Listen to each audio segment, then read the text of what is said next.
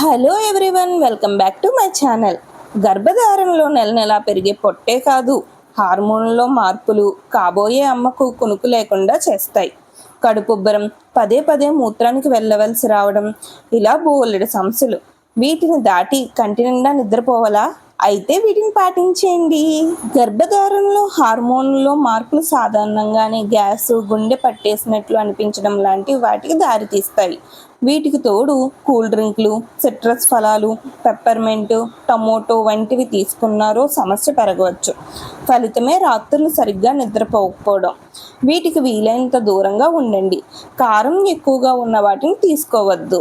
నెలలు నిండే కొద్దీ అరుగుదల మందగిస్తుంది. పడుకోవడానికి కనీసం 3 గంటల ముందు ఏమీ తీసుకోకపోవడం మంచిది.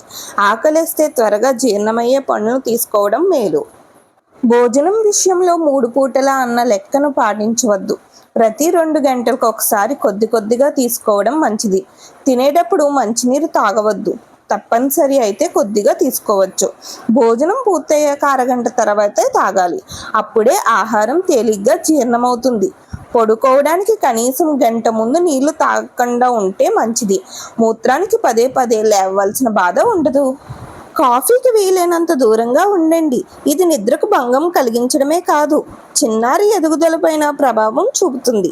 Thank you. Follow for more videos.